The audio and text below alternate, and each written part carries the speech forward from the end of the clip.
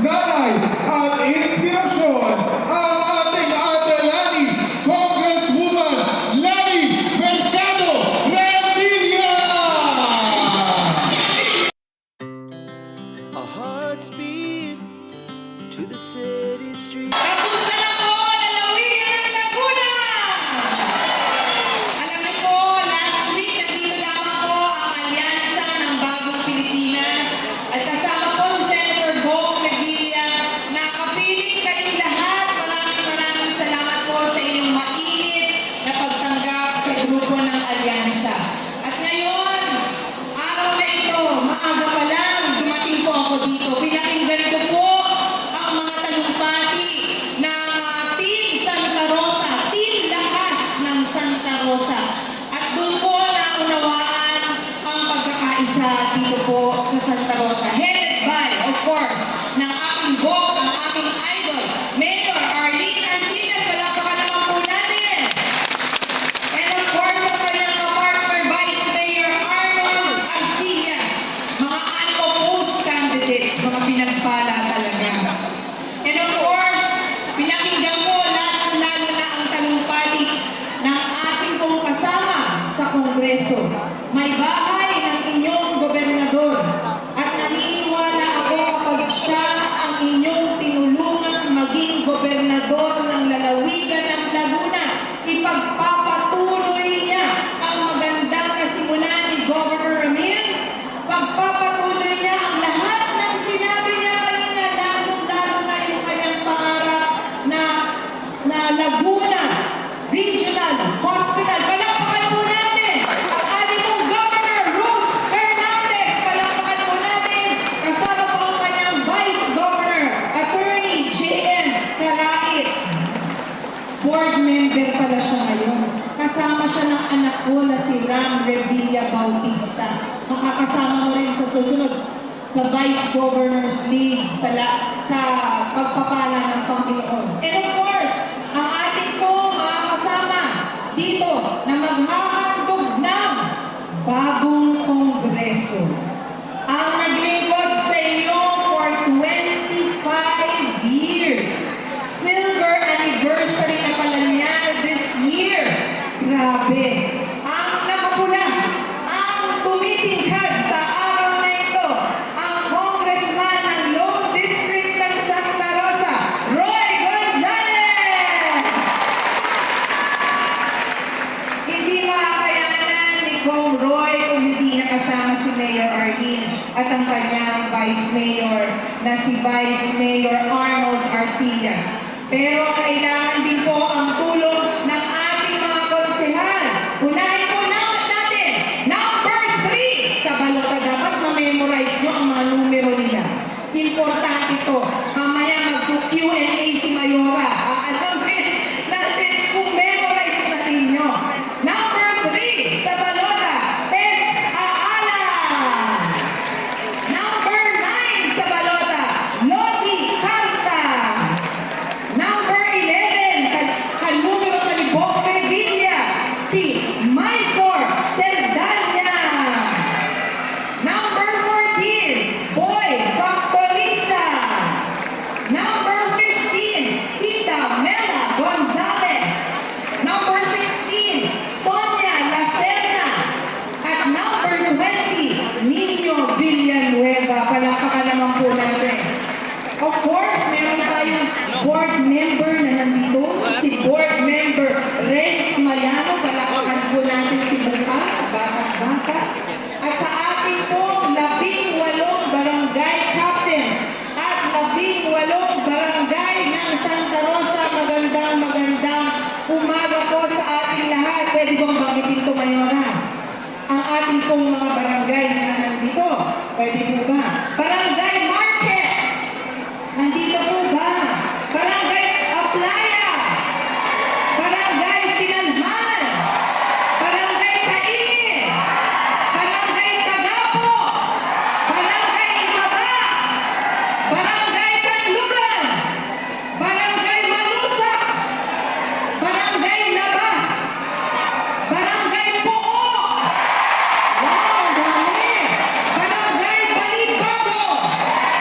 Barangay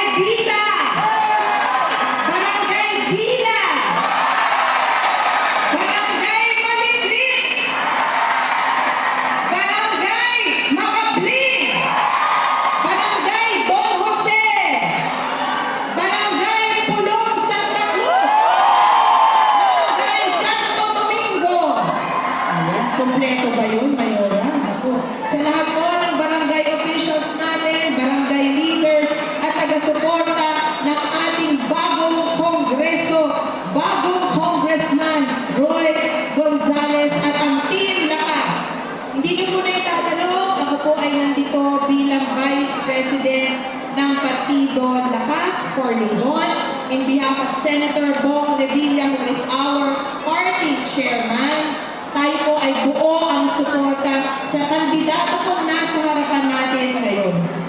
Alam niyo po, si Senator Bong Revilla ay buo ang paninindigan sa ating lahat. Aksyon sa tunay na buhay.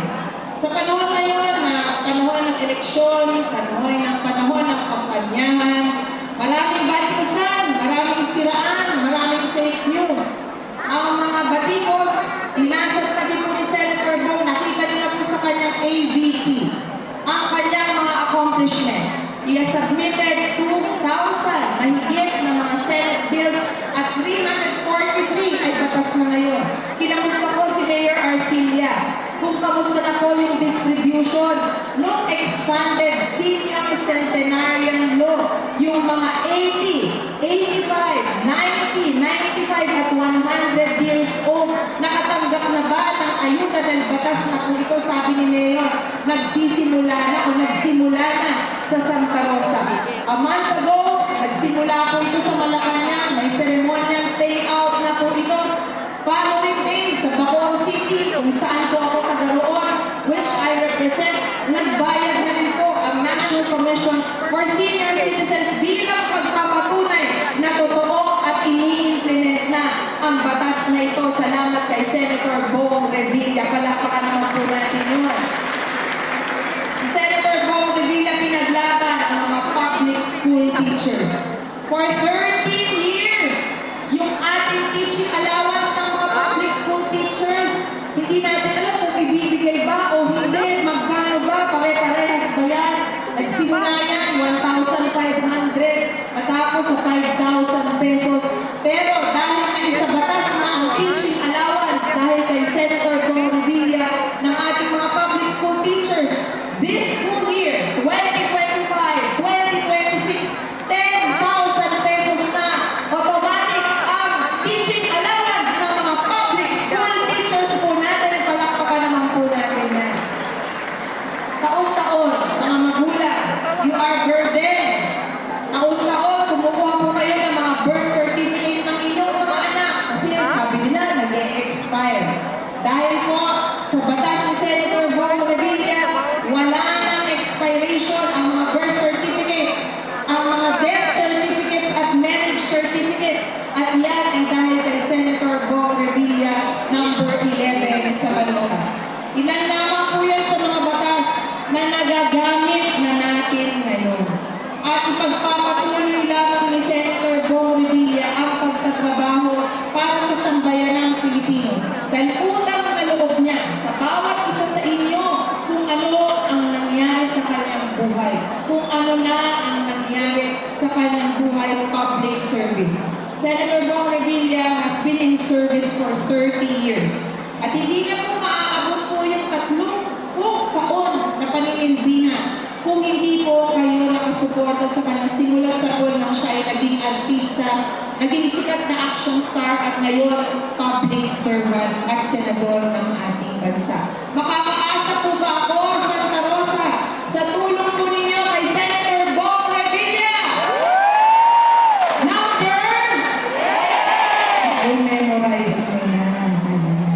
Sana po, kung gaano kalakas ang sigaw ninyo para kay Senator Bong Revilla, ganun din ang lakas ng suporta nyo sa aming kalakas candidates dito po sa Santa Rosa, dito po sa lalawigan ng Laguna mula sa ating Governor Ruth Hernandez, ang kanyang Vice Governor, Attorney J.M. Canain, ang ating pong Congressman ng Low District na ito, Congressman Roy Gonzales, ang ating unopposed Mayor ng Santa Rosa, Mayor Arlene Arcillas, ang kanyang partner, Vice Mayor Arnold Arcillas, ang ating board member, Renz Mayano, at ang ating pitong councilors, Councilor Aala Carta, Zeldania,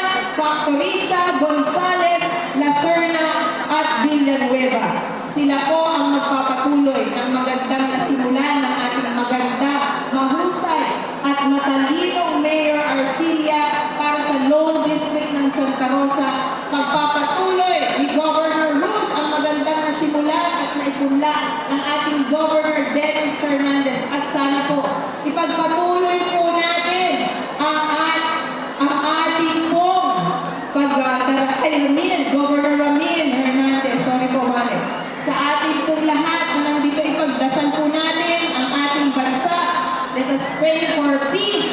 Let us pray for prosperity and unity in our country. Hindi lang po sa lalawigan ng Laguna, kundi sa buong bansa.